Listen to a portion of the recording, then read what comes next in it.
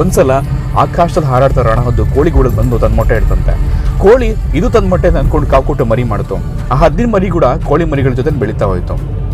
ಸ್ವಲ್ಪ ಪ್ರೌಢಾವಸ್ಥೆಗೆ ಬಂದಾಗ ಮೇಲ್ಗಡೆ ಹಾರಾಡ್ತಾರೋ ಹದ್ದನ್ನು ನೋಡ್ಬಿಟ್ಟು ಆ ಹದ್ದಿನ ಮರಿ ಕೋಳಿ ಅಮ್ಮನ ಕೇಳ್ತಂತೆ, ಅಮ್ಮ ಮೇಲ್ಗಡೆ ಹಾರಾಡ್ತಿದೆಯಲ್ಲ ಏನಮ್ಮ ಅದು ಅಂತ. ಅದಕ್ಕೆ ಕೋಳಿ ಅಮ್ಮ ಹೇಳ್ತಂತೆ, ಅದು ಹದ್ದಮ್ಮ.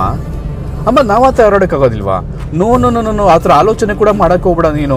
ನಾವೆಲ್ಲ ಕೋಳಿಗಳು, ನಾವೆಲ್ಲ ಹೀಗೆ ಬದುಕಬೇಕು, ಅಷ್ಟೊಂದು ಶಕ್ತಿ ಸಾಮರ್ಥ್ಯ ನಮ್ಮಲ್ಲಿ ಇಲ್ಲ. ಇನ್ ಕೇಸ್ ಏನಾದರೂ ಆ ಹದ್ದು ನೀನು ನೋಡಿದ್ರೆ ಎತ್ಕೊಂಡೋಗಿ ತಿಂದಾಕ್ಬಿಡತ್ತೆ. ನಾನು ಹೇಳ್ದಾಗ ನೀನು ಕೇಳು, ನಾನು ಮಾಡ್ದಾಗ ನೀನು ಮಾಡು, ಬೇರೆ ಯಾರ ಮಾತನ್ನು ಕೇಳಕ್ಕೆ ಹೋಗ್ಬೇಡ, ನೀನು ಯಾವುದೋ ಆಲೋಚನೆ ಕೂಡ ಮಾಡೋಕೆ ಹೋಗ್ಬೇಡ, ಯಾರ ಕಣ್ಣಿಗೂ ಕಾಣಿಸ್ಕೊಂಬೇಡ, ನಮ್ಮ ಜೊತೆನೇ ಹೀಗೆ ಬದುಕಬೇಕು ಅಂತ ಹೇಳ್ತಂತೆ. ಆ ಹದ್ದಿನ ಮರಿ ತನ್ನ ಶಕ್ತಿ ಸಾಮರ್ಥ್ಯ ಬಲ ಎಲ್ಲ ಇದ್ರೂ ಕೂಡ ಅದು ಕೋಳಿಗಳ ಗುಂಪಿನಲ್ಲಿ ಸೇರಿಕೊಂಡು ಕೋಳಿಗಳ ರೀತಿಯಲ್ಲಿ ತಿಪ್ಪೆಯನ್ನು ಕೆತ್ಕುತ್ತಾ ಹುಳ ಹುಪ್ಪಟಿಗಳನ್ನು ತಿನ್ನುತ್ತಾ ತನ್ನ ಜೀವನನ ಅಲೆ ಕಳ್ಕೊಂಡ್ಬಿಡ್ತಂತೆ. ಹಲವಾರು ಜನಗಳು ತಮಗೆ ಸಾಮರ್ಥ್ಯ ಇದ್ದರೂ ಕೂಡ ಈ ಅಸಮರ್ಥಕರು, ಅಸಹಾಯಕರು, ನಕಾರಾತ್ಮಕ ಚಿಂತೆಗಳನ್ನು ಹೊಂದಿರೋದನ್ನ ಕೆಟ್ಟ ಜನಗಳ ಜೊತೆ ಸೇರಿಕೊಂಡು ತಮ್ಮ ಜೀವನನ ಕೂಡ ಅಲ್ಲೇ ಕಳ್ಕೊಂಡ್ಬಿಡ್ತಾರೆ. ಕೆಲವರು ಜನಗಳು ಬೇಗ ಗುರುತಿಸ್ಕೊಳ್ತಾರೆ, we are in wrong place ಅಂತ. ಅವ್ರು ಬೇಗ ಆ ಗುಂಪಿನ ಹೊರಗಡೆ ಬರ್ತಾರೆ, ಯಶಸ್ಸಿನ ದಡವನ್ನು ಸೇರ್ತಾರೆ. ಕುರಿಗಳ ಗುಂಪಿನಲ್ಲಿದ್ದ ಸಿಂಹ ಹೊರಗಡೆ ಬಂದಾಗ ಗೊತ್ತಾಯ್ತಂತೆ ತಾನು ಒಂದು ಸಿಂಹ ಅಂತ.